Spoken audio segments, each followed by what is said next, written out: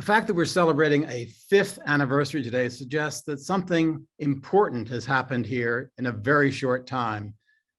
When they've heard about my mission here today, my friends have asked, why have a party after only 5 years?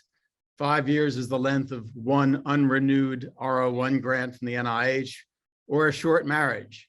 Who attends their 5th college reunion? So why are we celebrating the BioHub's birth so soon? Now, those who work here, and by here I mean in the BioHub, where I'm actually strangely attending a virtual conference, but those who work here and those like me who have followed its progress closely will know why. Because so much has happened here over such a broad expanse of biomedical research over so short a time. Because the BioHub has been able to enhance science locally and yet influence science globally. Now, others will learn about those things during the talks that follow. So my main purpose here today is not to say what has been done in and by the BioHub, but to reflect for a few moments about the factors that have nurtured these accomplishments. As I say it, we need to talk about 3 elements.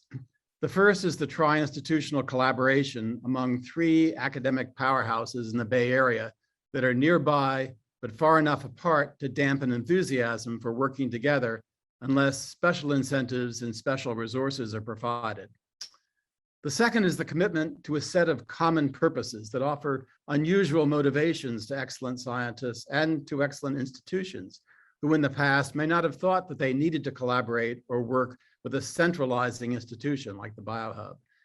And the third element is the flexibility provided by science philanthropy, an expanding enterprise that allows rich individuals or large foundations to complement federal spending on science in unorthodox ways that we'll talk about in a moment. Now, I've been tracking these 3 features as they apply to the BioHub as a member, as you've heard, of the Scientific Advisory Board for the Science Division of the Chan Zuckerberg Initiative, CZI. Our board doesn't have direct responsibility for judging or advising the BioHub, but we have heard at virtually all of our meetings from Joe DeRisi, Steve Quake, or Sandy Schmidt, the BioHub's remarkable leaders at most of our meetings. And we recognize that many of the themes that permeate the CZI science projects that we do oversee are also central to the BioHub. And prime among those themes is one particularly important to me. It's a commitment to improving the way that science is done, not just a commitment to supporting science that is itself well done. Now that means giving attention to a number of things. The development of tools that facilitate the acquisition and the interpretation of data that comes from imaging, from genome sequencing, from single cell biology. Second, the way that the scientific community is built through recruitment, through advocacy, through training, with a clear focus on equity and inclusion. Third, the way that methods, findings, and ideas are communicated efficiently and openly through preprints, open access publication, and workshops. And finally, the way that scientists work most collegially and productively with each other. Now, dating back to before the BioHub was actually invented, I learned from private discussions with Mark Zuckerberg that he has been interested from the start in arrangements that might increase interactions among the 3 academic centers for biomedical research that dominate his local world, UC San Francisco, UC Berkeley, and Stanford. Now, as you've heard from Joe, I had worked at the UCSF for a long time, for 23 years, frequently yearning for more interactions with the talented people, including former trainees who were employed on the other 2 campuses. But those efforts were often impeded by traffic, by poor public transportation systems, and by a lack of convening places and of technical and fiscal incentives to get together. Now, not all of those problems have been solved, of course. Traffic seems to be only worse every time I return to the Bay Area, and not even Mark and Priscilla have been able to fix that. But many things have been done by the BioHub to motivate much closer relationships. Perhaps most importantly, the creation of common working space, the building from which I'm speaking today, visiting here for the first time to give a talk bizarrely over the internet by speaking into my own laptop. The second is the commitment to develop and share novel technologies. The third is funding for fellowships, for projects that engage tri-institutional teams, funding for training physician scientists, and for projects that benefit the broader scientific community, think tabula muris, or promote public health, think ID-Seq. And finally, the declared dedication to gender and ethnic equity in hiring and grant making. The BioHub is, of course, not the first place to experiment with institutional collaboration. Indeed, for most of the past 20 years, I have worked on a corner of New York City that takes pride in a tri-institutional effort involving Rockefeller University, Memorial Sloan Kettering Cancer Center, and Cornell's Medical School. These relationships can be traced historically to the interests of the Rockefeller family, but they came material through training programs, especially the Tri-Institutional Medical Scientist Training Program, supported by the NIH, and later through interdisciplinary research in chemical biology and computational biology, supported by the Atlantic Philanthropies. Nor is the BioHub the first place to accord pride and prominence to those who build technical tools and organize efficient platforms in the context of institutional collaborations. For example, a prominent example, the Broad Institute of Harvard and MIT, where I should disclose I've been an advisor from the beginning, has been doing that for over 15 years, while also encouraging faculty from two great research institutions to work together more productively than I have in the past. Consider the STAR Consortium, which brings together investigators from our tri-institutional corner in New York, from Cold Spring Harbor Labs and from the Broad Institute to perform collaborative cancer research. Yet another example, but one that lacks a physical center like the BioHub's lab, and focuses only on one disease and convenes on only an annual basis to talk about projects funded by its grants. I'd like to mention one other example, the New York Genome Center, where, again, in full disclosure, I have a part-time appointment.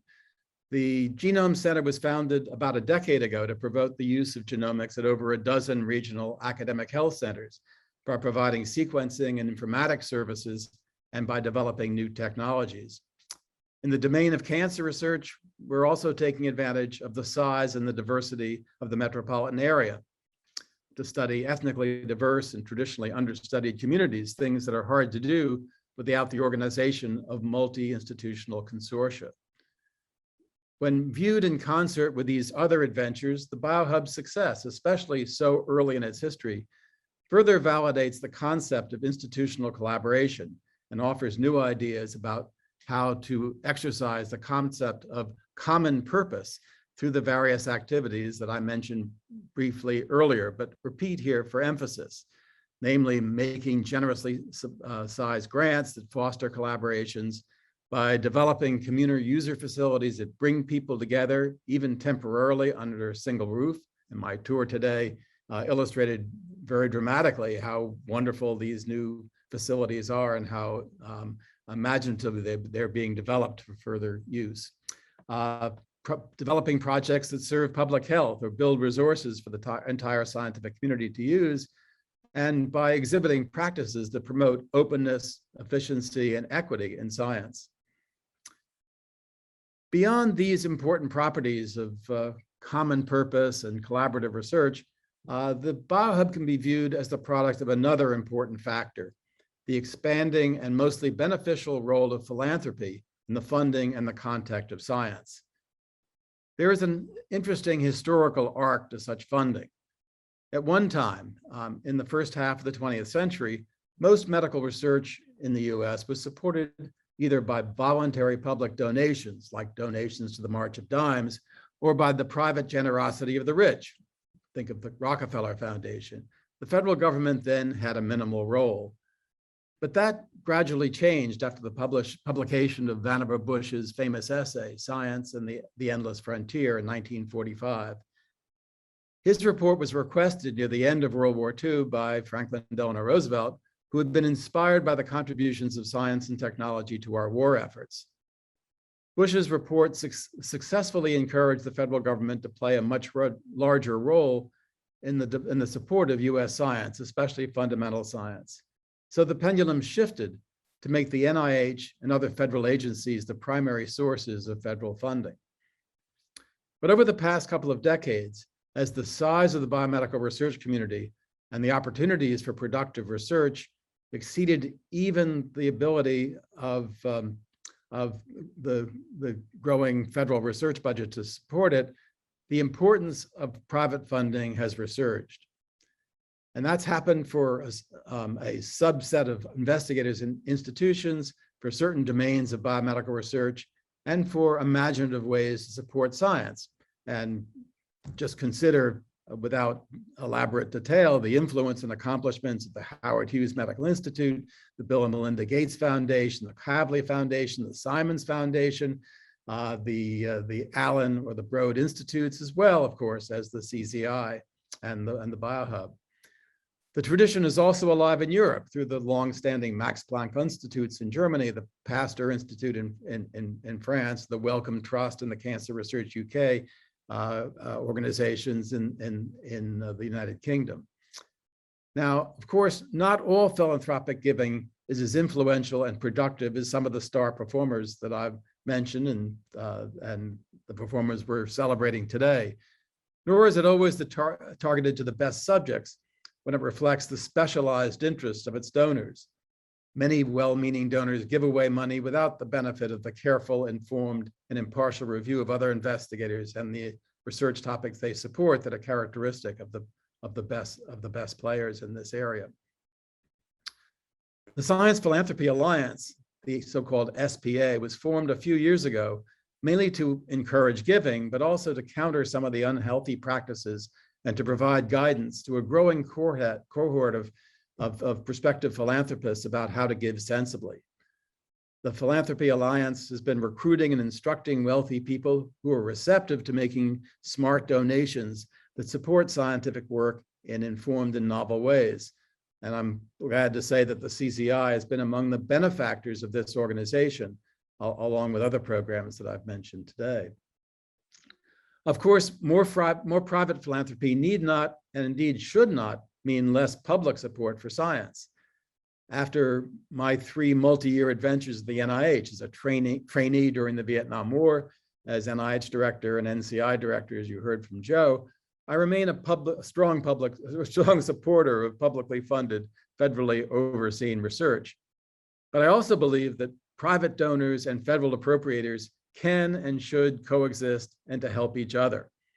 I see great merit in a balanced menu of support for science in which the government continues to provide a stable framework through large numbers of training programs, through support of tens of thousands of individual grants and large clinical programs, and through, importantly, reimbursement for the critical faculty and administrative costs of research at our major institutions.